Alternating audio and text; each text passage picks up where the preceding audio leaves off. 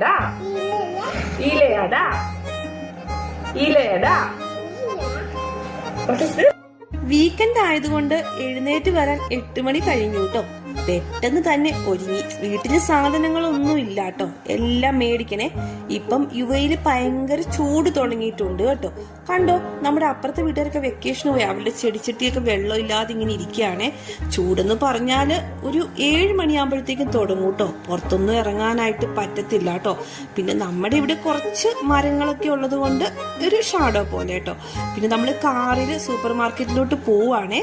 നമ്മൾ സൺഡേ ആണ് നമ്മുടെ വീട്ടിലോട്ടുള്ള ഗ്രോസറി പർച്ചേസിംഗ് ഒക്കെ ചെയ്യുന്നത് കേട്ടോ, എവറി സൺഡേ കേട്ടോ. പിന്നെ നമ്മളെല്ലാം ഇൻകവും എക്സ്പെൻസും എല്ലാം ഒരു രീതിയിൽ അങ്ങ് കൊണ്ടുപോയാലാണല്ലോ നമുക്ക് എല്ലാം ഒന്ന് സെറ്റ് ആകത്തുള്ളൂ.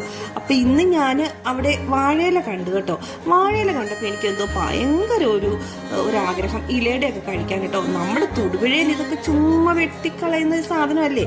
എന്തായാലും കുറച്ച് മാവെല്ലാം കുഴച്ച് ഇലയുടെ ഉണ്ടാക്കാന്ന് വിചാരിച്ചു കേട്ടോ. പിന്നെ നമ്മുടെ മക്കളെയും ഇങ്ങനെയുള്ള ഐറ്റംസ് ഒക്കെ ഉണ്ടെന്നൊക്കെ ഒന്ന് കാണിച്ചു കൊടുക്കണ്ടേ അല്ലേ. ഇവരൊക്കെ ഇവിടെ ജനിച്ചു വളർന്നുകൊണ്ട് ഇവർക്ക് ഈ പിസ്സ, പാസ്ത അങ്ങനെയുള്ള സാധനങ്ങളൊക്കെയാണല്ലോ കൂടുതൽ പ്രിയം. അപ്പൊ ഞാൻ എപ്പോഴും നമ്മുടെ ട്രഡീഷണൽ ആയിട്ടുള്ള ഫുഡുകളൊക്കെ ഇവരുണ്ടാക്കി കാണിച്ചു കൊടുക്കാറുണ്ട് കേട്ടോ. അപ്പൊ ഓരോന്നും ഞാനിങ്ങനെ പഠിപ്പിക്കുവാണ്. ഇതാണ് വാഴയില, ഇതാണ് ശർക്കര, ഇതാണ് തേങ്ങ എന്നൊക്കെ കേട്ടോ. അപ്പൊ അവൾക്ക് പറ്റുന്നത് പോലെ അവൾ അതിന്റെ കൂടെ പറയുന്നുണ്ട്.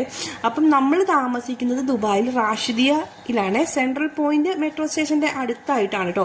അപ്പൊ ഇവിടെ 1 BHK ഏകദേശം റെന്റ് വരുന്നത് 3000-3500 ദിർഹംസ് ആണ്, എവരിത്തിങ് ഇൻക്ലൂഡ്.